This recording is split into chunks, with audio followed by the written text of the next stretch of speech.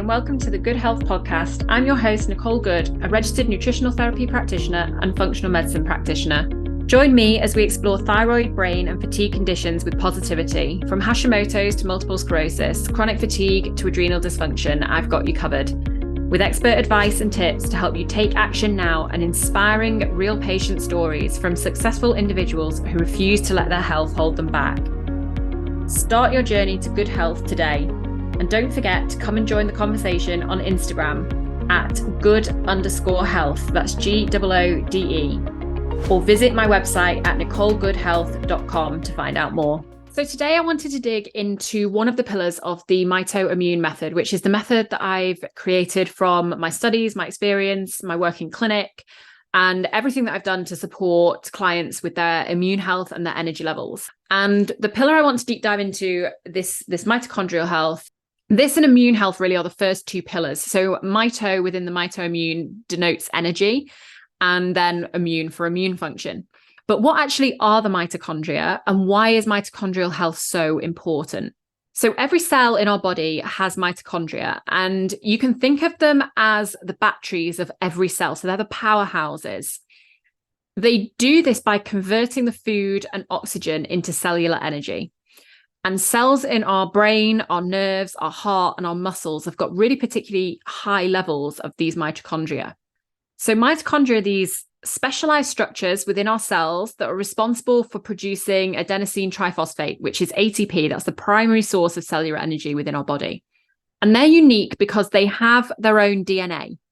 And they evolved from like ancient bacteria, and they form this sort of symbiotic relationship with our cells many years ago. And this is a really unique characteristic, and it enables them to generate energy through a process called oxidative phosphorylation. So mitochondria are really intrinsically linked to our energy levels. And the ATP produced by these organelles serves as the fuel for all cellular processes that go on in the body. So things like muscle contractions, hormone synthesis, maintenance of body temperature. So when your mitochondria are functioning optimally, you experience things like better stamina physically. So efficient mitochondria will support better endurance, make it easier to engage in physical activity, exercise, lots more energy. You'll also have quicker recovery. So mitochondrial health is crucial for any sort of post-exercise or post-exertion recovery. It helps to repair damaged tissues, and it also helps replenish energy stores. We also, when we have this optimal mitochondrial function, have a resistance to fatigue. So with robust mitochondrial function, you're much less likely to experience fatigue, and you're much more likely to have sustained energy throughout the day.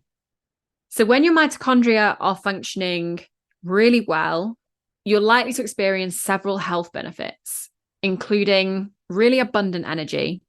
So that higher level of production of ATP, which translates into increased energy levels, vitality, and stamina.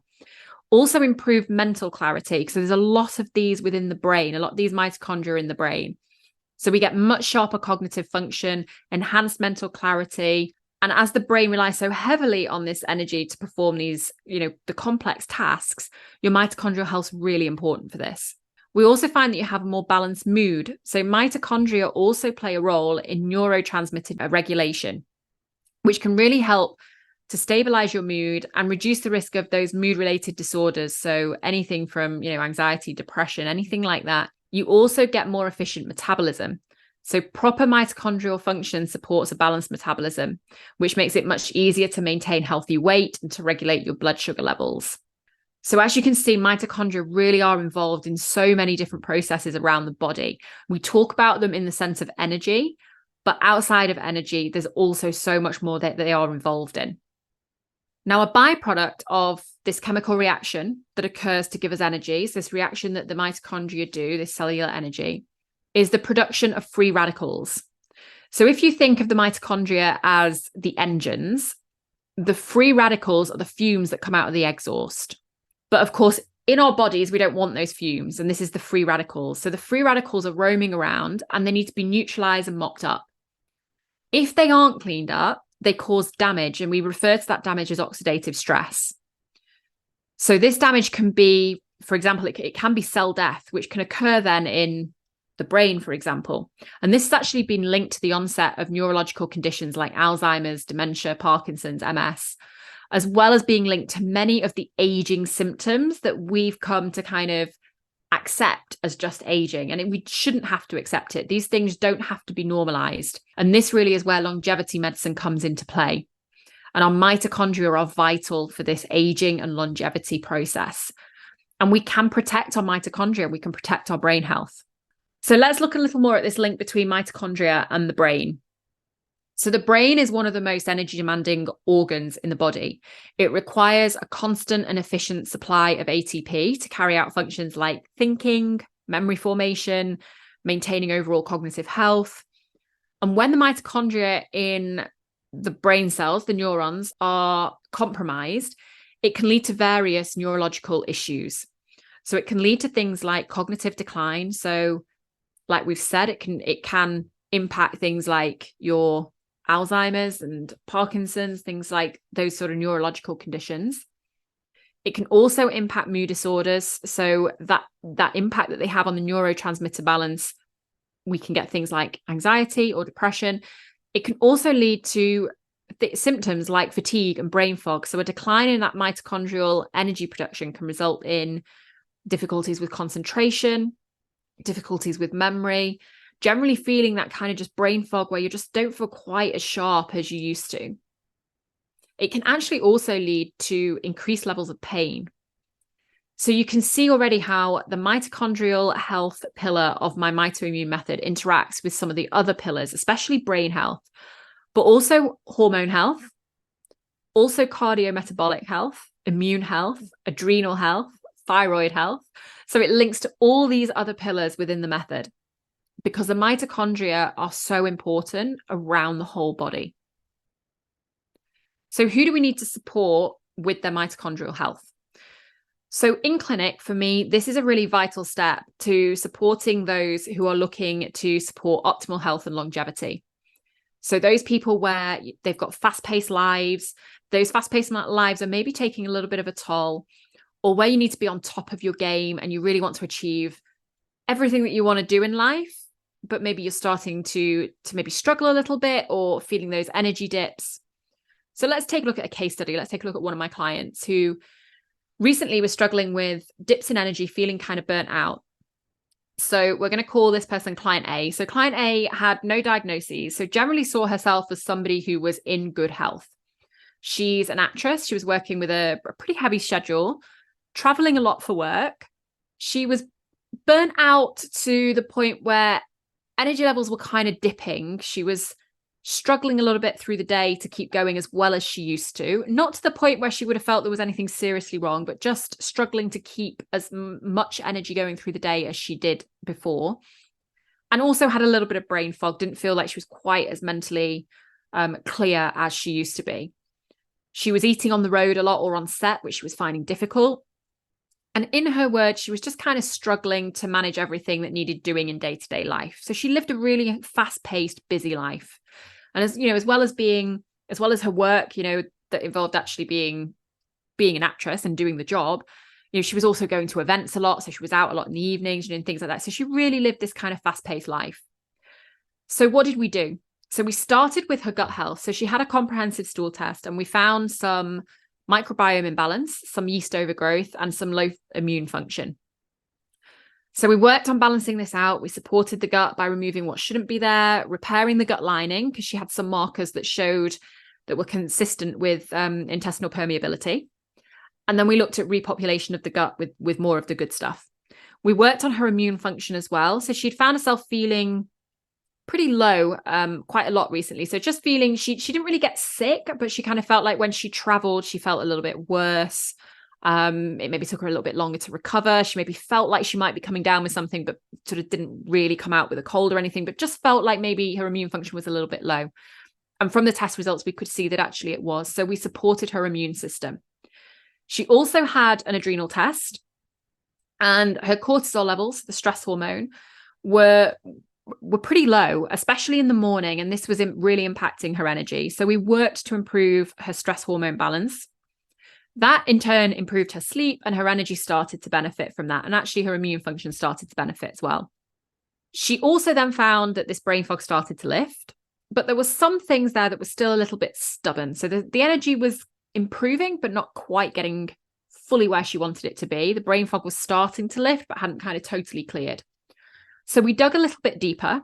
We looked at her history, we looked at her lifestyle, and we decided that due to all the travel that she did, and she was staying in many different places, lots of hotels or sort of rental places, that we would run a mold test to make sure that there wasn't anything, so a mycotoxin test, make sure there wasn't anything underlying there, and make sure that, you know, actually everything was just okay on that front. We had some sort of suspicions from symptoms that there might be something there. And actually the test results came back and she had octotoxin A on her results. So we worked on a detoxification protocol with her, further supported the gut, and started working on the mitochondria and the brain. So actually mold has a big impact on mitochondria. So that's one thing that could have caused some mitochondrial damage with her. And what we really did was we started to see that final push towards optimal health. So she really started at this point to feel fully kind of rejuvenated as we worked on removing that root cause, that mold, and started working on the mitochondrial support. And really in a matter of months, she was back to what she described in her words as her old self. So she was more present with her family. She could handle her workload better. She wasn't getting sick when she traveled, or she didn't feel like she was kind of coming down with something. The brain fog lifted and her energy levels really hugely elevated. So she was working, doing the actual acting again. She was going to all the events again. She didn't feel like she needed to sort of get out of anything or cancel. She was looking after her family. She was exercising sort of 5 times a week. She was sleeping better and generally just living life really well again. And this was somebody who didn't come to me with a diagnosed illness. So she wasn't somebody she didn't deem herself as being ill. She just didn't quite feel like things were where they used to be, not quite 100%. And she really needed them to be able to do her job and live the life that she wanted to live. She needed to be on top form.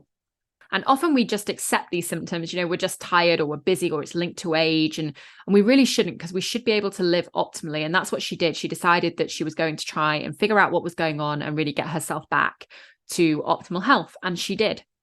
So that's the first type of client that we often do a lot of work on mitochondria with.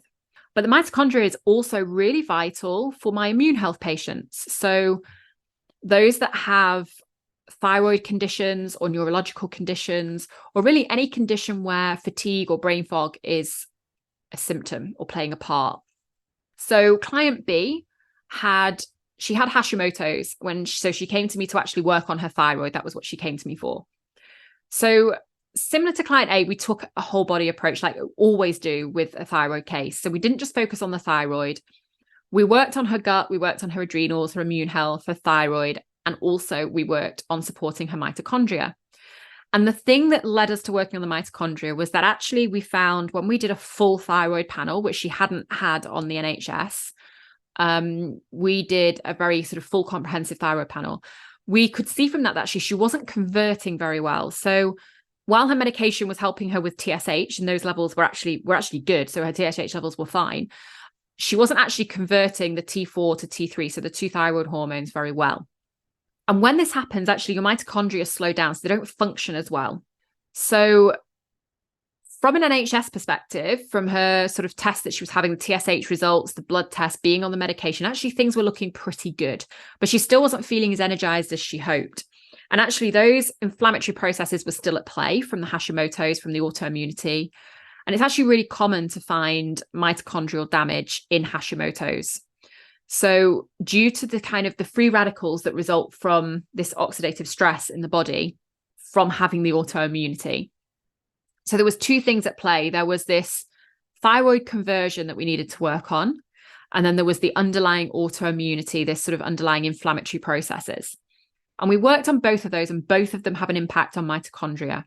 So as well as working specifically on those, we also supported the mitochondria for her, and her energy levels really rapidly increased. And she went from not exercising at all to doing kind of 3 sessions a week. She was doing relatively gentle exercise. So she was doing yoga and Pilates mostly, and walking.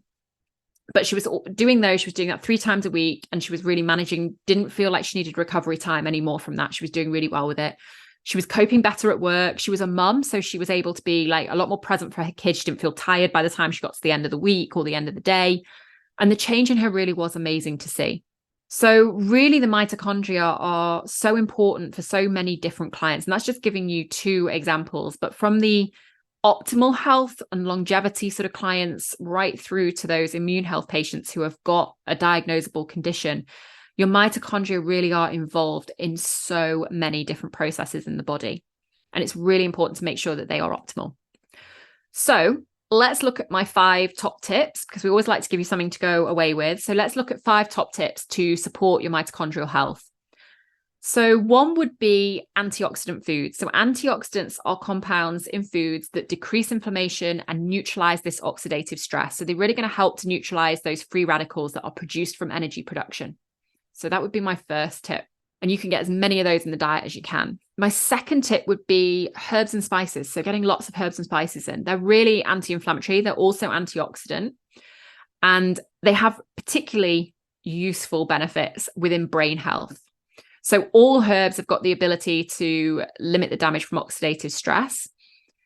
And as well as their benefits, it also makes it easier to avoid, processed sources. So if we're using herbs and spices to flavor food, we generally can avoid a lot of those processed sauces and flavorings that we don't need if we're using those natural foods to flavor.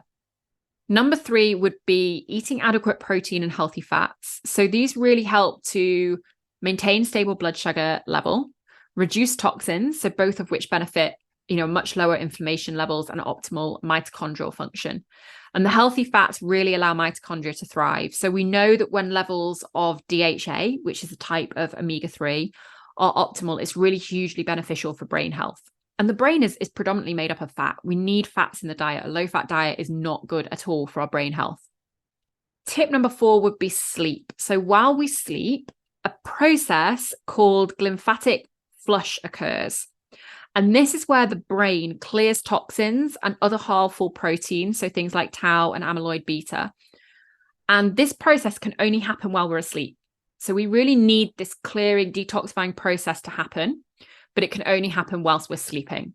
So as well as the benefits of sleeping for actually, for our energy and our adrenals and immune function, the things we regularly talk about, it's actually also really vital process when we're looking at mitochondrial support.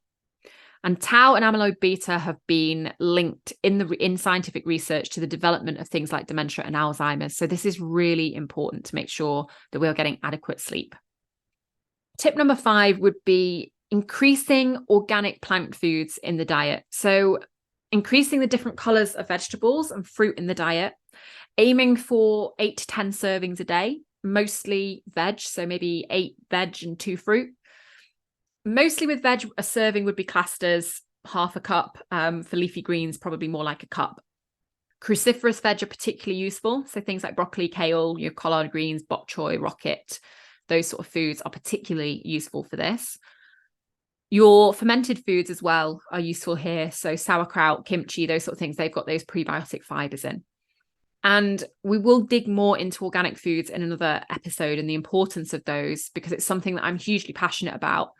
But in short, we really want to reduce that pesticide and toxin exposure, and we want to get as many nutrients out of our foods as possible. And organic foods contain higher levels of those nutrients, and that's because of the soil that they've been grown in. So we will, of course, dig into the world of mitochondrial health a lot more in future podcast episodes. We'll also dig into some of these other points that we've brought up today. But hopefully this just gives you an introduction to mitochondria, helps you to understand what they are, and also how involved they are in so many different processes in the body, and why the mitochondria became one of the main pillars in my signature MitoImmune method. So if you want support with your mitochondrial health, it's, in a really easy way, you can join our MitoImmune nutrition program. So this is 4 weeks of, you get meal plans, recipe books, shopping lists, guides, videos, and a community to ask your questions in. And I will be dropping into that community as well to help answer your questions. So we'll drop the link for that below in this episode, but it really is, it's 4 weeks, it's done for you. And all the recipes in there are going to help save you time. We've got prep tips in there to help save you time so you can plan ahead. shopping list so it's just done. You can just go to the supermarket, get all the food you need to have those recipes cooked. All the recipes are really nice and easy and simple. And those meal plans are really going to help to support your mitochondria and your immune function. We'll drop the link to that below this episode in the show notes. And we've got another guest episode for you next week. So I will see you then. For now, have a great week. I hope you enjoyed this episode of the Good Health Podcast. Do share the episode with anyone who you think it may benefit or who may enjoy it. And help me spread the word by rating the episode or leaving a review. If you want more, you can find other episodes in the series on your podcast app or sign up to my free newsletter. Not only will you get information on new episodes launching, but we cover lots of health topics with the Ask Nicole section where you can send in your questions, my favorite recipes, my favorite products, tips and tricks to help you on the road to good health, and much more. You can sign up free of charge at nicolegoodhealth.com/newsletter, also linked below. I hope you have a lovely week. Don't forget to hit subscribe, and I'll see you next time.